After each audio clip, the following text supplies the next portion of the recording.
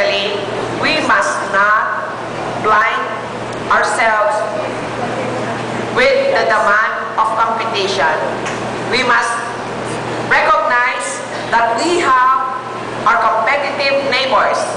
We must learn to think cooperatively or to think win-win, which Mahatma Gandhi said, there is enough for everyone's need, but not enough for everyone's greed.